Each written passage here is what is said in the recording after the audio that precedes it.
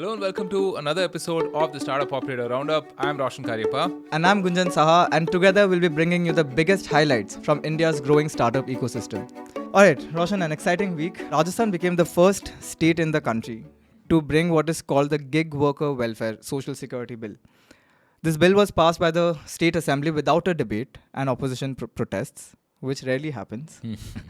And the bill aims to provide social security and welfare programs to platform-based gig workers whose work arrangement is outside that of the traditional employer-employee relationship. And this is most of a contractual work, so you would think your likes of your Swiggy, Zomato delivery partners, your Dunzo delivery partners and the likes. So what do you think? Do you think this will kind of help answer some of the questions which the workers have raised and why they're protesting? Yeah, certainly a positive step, I should say, right? And earlier, the Ministry of Labour had come out with something like a social security code, right? Just suggesting that there should be some kind of a welfare fund for these folks, right?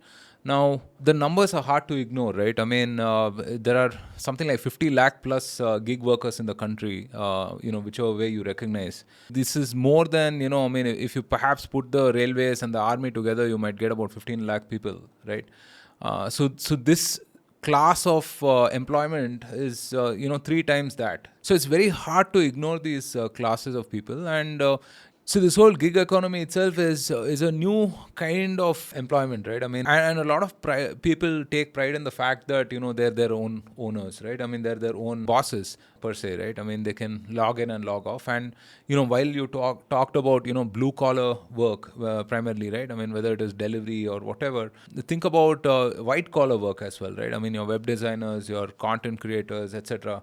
Also, who kind of come under this gig work category itself. Freelancers especially. Freelancers, etc. Right? So it's good. I do feel that the organizations themselves will invest a lot more because, the economics will not work out. If the government has to support, 50 lakh people, obviously they will not be able to create a fund large enough to support all these folks. But I do hope that some of this stuff like insurance, education, etc., at least insurance should be taken care of because, again, any out-of-pocket expenses and everything should be saved in case of healthcare and some emergencies and whatnot, right? So, recently we had Praveen of Better Place as well, right? And that's what he's working on, bringing all of these folks on a common platform so they can access credit and a bunch of these services as well. So, good stuff.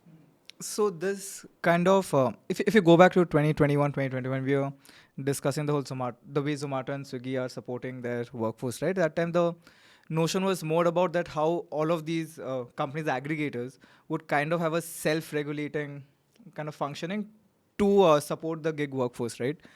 But now, correct me if I'm wrong, but this putting a levy, right? Don't you think this is signaling towards a unionization of the gig economy? No, this is bound to happen, right? Whenever like a particular sector, whenever it grows into a large enough constituent base, right?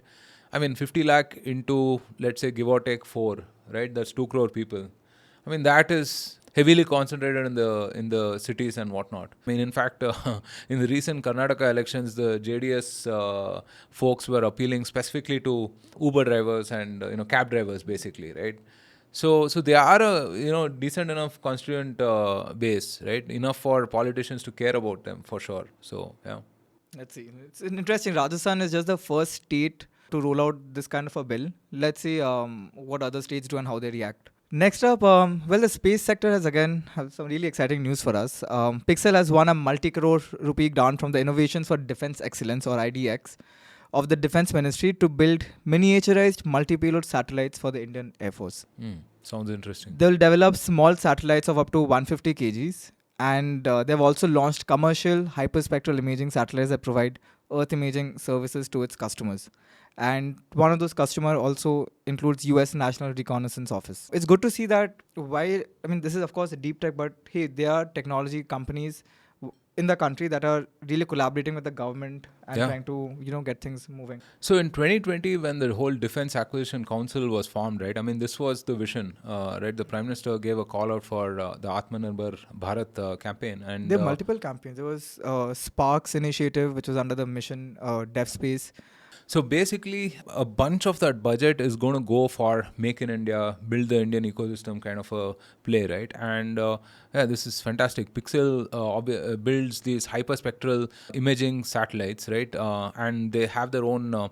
They're planning to get their own constellation up in space, right? So probably think they've launched about 3 satellites so far, and it's pending about another 20 or something, like 24 satellites constitute a constellation of sorts, right? So um, it's a very very interesting business, and the interesting thing about Pixel is that they had to create the entire market by themselves, right? Because hyperspectral imaging, basically in layman terms, it's very very focused, very sharp imaging of the earth, right? So there are roughly about 3 types. I mean, one is the RGB, which is the common colors and shapes that you see with your eyes or with the camera, etc., right? Then there is multispectral, which is adds a few more wavelengths, right? So it can infrared. This is all the night vision goggles and whatnot. And then hyperspectral adds like multiple others, right? 100 wavelengths in between. It can be used for things like detecting soil quality, preventing any kind of pest, infestation, and those kind of things, right? And so they've had to work with the industry on some of this stuff, and make the case for why their service is useful, and also build the entire software stack also for this, right? I mean, it's not enough that they have these images and whatnot. Those have to be processed and those have to be accessible.